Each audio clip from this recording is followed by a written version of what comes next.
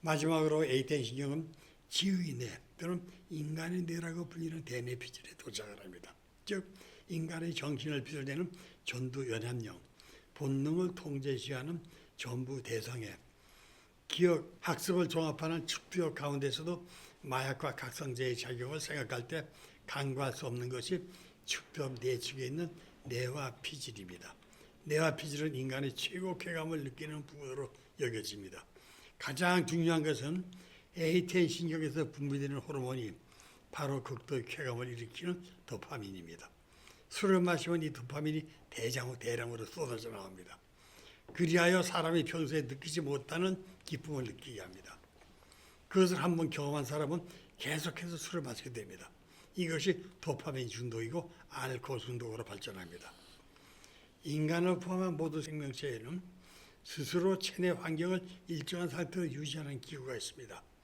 예를 들면 혈액의 화학적, 물리적 성질의 상태가 음식물 섭취를 하여 변화되지 않도록 유지하는 시스템으로 그것을 항상성이라고 불립니다.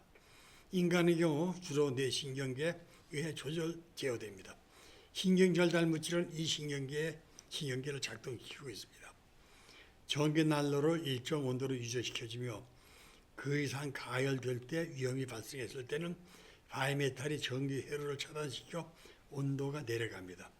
다음에 어느 정도 온도가 내려가면 바이메탈이 원상으로 돌아가서 히터는 다시 연결 가열되며 일정한 온도를 유지합니다. 예외적으로 마이너스 피드백이 작용하는 시스템이 있습니다. 이렇게 이제 일정한 온도로 유지합니다. 이렇게 출력된 정보를 다시 입력측에 되돌려주어 다시 정보 전달에 이용하는 시스템을 전기공학 용어로 피드백이라고 하며 지금 예로 든 것처럼 과잉 행동을 억제하여 일정 상태로 유지하는 시스템을 마이너스 피드백이라고 부릅니다. 이것과 똑같은 일이 실제 인체 내에서도 이루어지며 그에 의해 생존이 유지됩니다. 예외적으로 마이너스 피드백이 작용하지 않는 시스템이 있습니다. 플러스 피드백이라고 불리는 것으로 전기 난로로 말하면 전류가 일방적으로 증개되어 가열된 히터가 불타버리는 것과 같은 현상입니다. 이것은 글자 그대로 되돌아갈 수 없는 것이어서 지극히 위험하기 때문에 특별히 중요한 유급 시기에만 작동이 됩니다. 여성들만의 현상인 배란, 출산이 바로 그것입니다. 일단 시작하면 되돌아가는 경우는 없는 것입니다. 1981년 미국 예일대학의 양리학과 정신의학 교수인 로버트 로스에 따르면 축두엽 전부 대상의 전두 연합령의 부위에 분포되어 있는 에이텐 신경에는 마이너스 피드백 기구가 존재하지 않으며 그들 내에서는 신경 전달 물질이 과잉으로 활동하기 때문에 뇌 자체에도 과잉 활동 상태가 있다는 것입니다. 인간을 인간답게 하는 것은 동물과는 달리 뇌내 신경 전달 물질의 작용으로 보아야 할 것입니다. 그 신경 전달 물질을 알아봅시다. 가바라는 게 있습니다. 가바는 GABA 가바인데 뇌 안의 중요 성당 억제성 전달 신경 전달 물질입니다. 모든 뇌 활동을 감소시키는 역할을 합니다. 그루타메이트라는 게 있습니다. 뇌 안의 중요한 흥분성 신경 전달 물질입니다. 뇌의 활동을 활발하게 만들어줍니다. 세로토닌이라는 것이 있습니다. 뇌의 중요한 신경 전달 물질 하나로 수면, 식욕, 성욕, 불안 및 정서와 같은 자율 기능에 관여합니다. 도파민이 있습니다. 뇌의 중요한 신경 전달 물질로 하나로 집중, 각성, 전달력, 보상, 쾌감 및 정서를 담당합니다. 뇌인성 아편계가 있습니다. 체내에서 생산되고 분비되는 아편계의 물질입니다. 음주로 앞에 얘기한 가바가 과다하게 분비되면 뇌의 활동이 억제됩니다. 가바로 인하여 전반적인 각성이 억제되면 운동 기능의 긴장과 불안을 감소시키고 진정작용과 수면이 증가하게 됩니다. 알코올은 가바 수용체에 작용하여 이 수용체가 가바에 더욱 친화적일 수 있도록 변화시킴으로써 뇌내 가바가 보다 강력한 기능을 발휘할 수 있도록 해줍니다. 술을 마시면 마실수록 술이 는다고 그러죠. 술이 세진다고 그러죠. 그걸 내성이라고 합니다. 그 내성의 원인에 대해서도 관계되는 것이 있습니다. 내성의 원인입니다. 글루타메이트는 알코올의 영향을 끼치는 또 다른 신경절단 물질 체계로서 뇌의 중요한 흥분성 신경절단 물질 가바와 상반된 기능을 합니다. 만성 음주의 경우 글루타메이트에 대한 뇌의 민감성을 강화 혹은 증가시키는 결과를 초래하게 합니다. 이러한 작용은 수용체의 상향 조절로 알려진 과정을 통해 일어나게 되는데 뇌는 자동 온도 조절 장치와 같은 역할을 하며 알코올의 저해 효과를 상쇄하기 위하여 보다 많은 MTA, 글루타메이트가 붙어있는 화합물입니다. 요 NMDA 수용체를 만들어내기 때문입니다. 이 수용체의 상향 조절은 물질에 대한 내성 효과와 관계가 있는데 이 가바를 증기시키고 글루타메이트를 저해하기 위하여 점점 더 많은 알코올이 필요한 것을 의미합니다. 이것이 내성의 원인입니다.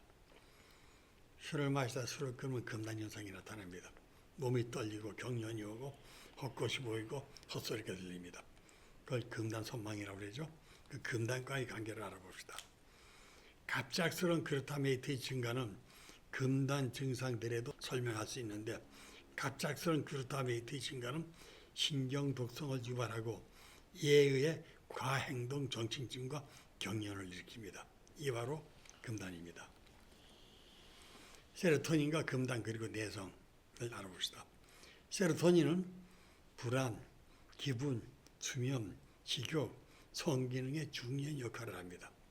급성 알코올 섭취는 한꺼번에 많은 술을 마시는 것은 여러 종류의 세로토닌 수용체들에 영향을 끼치게 되는데 몇몇 수용체들의 활성을 증가시키는 반면 다른 수용체들의 기능을 감소시키는 것과 마찬가지로 뇌내의 세로토닌 활성을 증가시킵니다.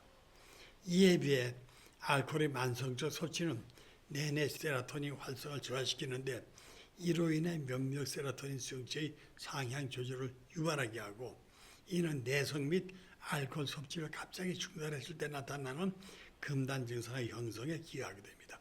특히 불안, 불쾌감, 불면증과 같은 증상들이 흔히 증가합니다. 오심, 메스코움입니다. 이것과도 관계가 있습니다. 또 세로토닌은 가바의 활성을 증가시킴으로써 기억력 저하와 인지 기능 장애를 유발합니다.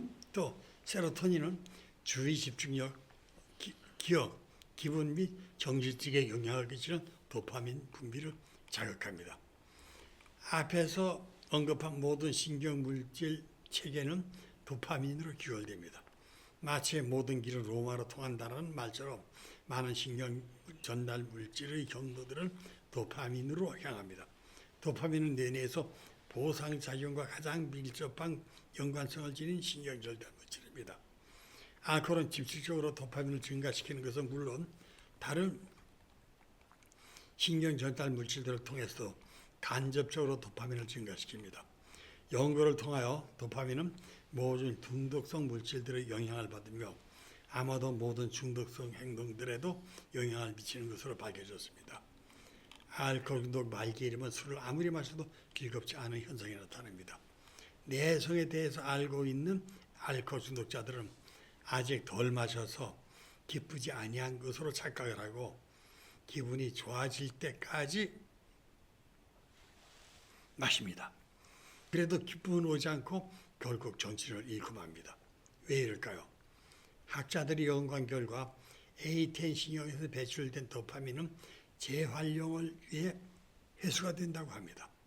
그런데 회수량은 처음에는 약 70% 정도가 되나 중독이 심화된 말기에는 30% 정도로 감소됩니다. 그렇게 계속 진행이 되면 나중에는 아무리 마셔도 도파민이 고갈되어 말라붙어가지고 기쁨을 전혀 느낄 수 없게 됩니다. 그러나 이런 현상을 모르는 중독자들은 아직 덜 마셔서 기분이 좋지 않은 것으로 잘못 알고 이미 학습되어 있는 대로 한사코 술을 더 마셔서 기쁨을 찾으려고 하나 그것은 이미 불가능합니다. 여기까지 마치도록 하겠습니다.